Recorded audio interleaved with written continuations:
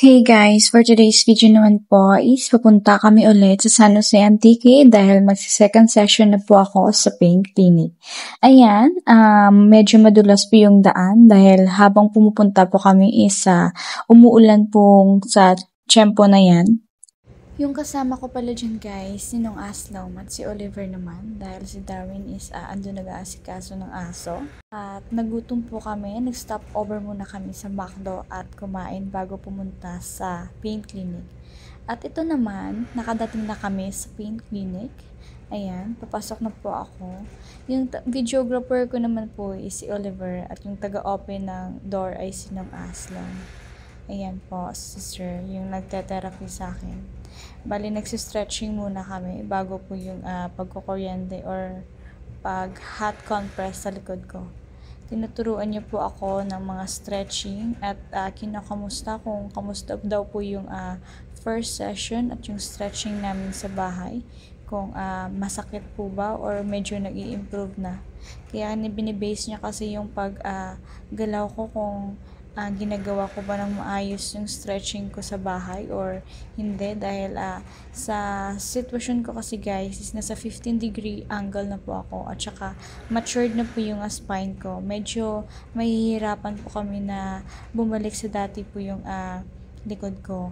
At ayan naman si mom, lalagay na po ng patch sa likod ko para po yan sa ikakuryente at lalagyan po nila ng hot compress.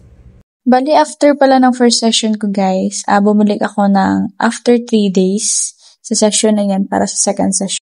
Bali, nag-focus pala si sir guys sa likod ko, sa lower back ko kasi dyan po yung sinasabi ko na every time po magsa-stretching po ako, sumasakit po lalo yung sa balakang ko. Kaya dyan po sila nag-focus. Ayan. At ito naman si ma'am, sinestretch na po yung katawan ko. Then, tinuruan niyo po ako ng mga bago pa pong stretching para sa next session po namin is medyo hindi na po ako mahirapan.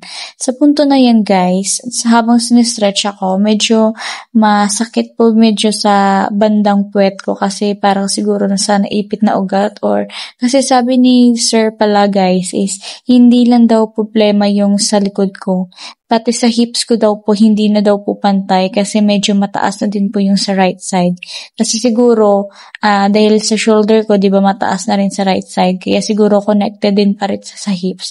Kaya minsan daw, yung paa ko daw is hindi na po pantay. Medyo mahaba po yung isa.